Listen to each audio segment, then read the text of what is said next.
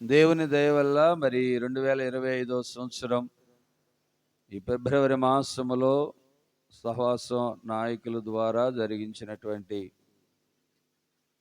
4వ తారీఖు నుండి 9వ తారీఖు వరకు చక్కని మహాసభలు జరగటానికి ప్రభు కృప చూపించారు.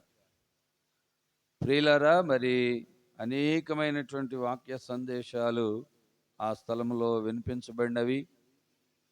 తిరిగి లైవ్ ద్వారాగా ఇంకా ప్రియులారా, మరి దేవుని యొక్క దాసులు అనేకమైనటువంటి సత్యాలు బోధిస్తూ వచ్చారు.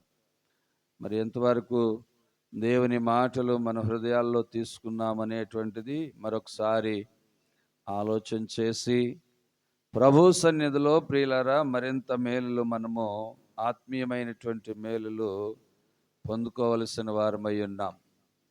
తిరిగి ప్రియులారా, మరి ఆదివారం ఇంతవరకు పాటలు పాడి ప్రభుని మనం మహింపరుచుకుని ఉన్నాము.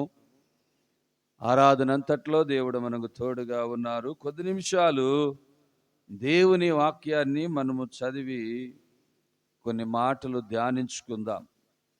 ద్వితీయోపదేశ కాండము, పరిశుద్ధ బైబిల్ గ్రంథములో నుండి ద్వితీయోపదేశ కాండము మొదటి అధ్యాయము 8 నుండి 11 వచనాలు మనము ఒకసారి చదివి జ్ఞాపకం చేసుకుందాం.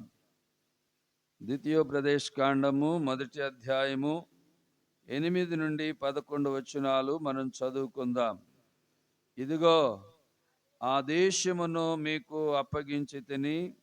మీరు వెళ్ళి యెహోవా మీ పితరులైన అబ్రహాము, ఇస్సాకు, యాకోబులకును వారి తరువాత వారి సంతానమునకును ఇచ్చేదనని నేను ప్రమాణము చేసిన దేశమును స్వాధీనపరుచుకునుడి.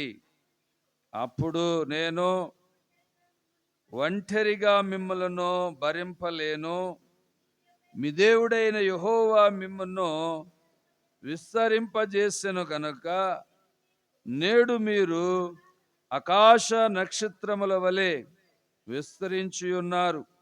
మీ పితరుల దేవుడైన యెహోవా మీ జనసంఖ్యను 1000 రెట్లు ఎక్కువ చేసి తాను మీతో చెప్పినట్లు మిమ్మలను ఆశీర్వాదించునుగాక.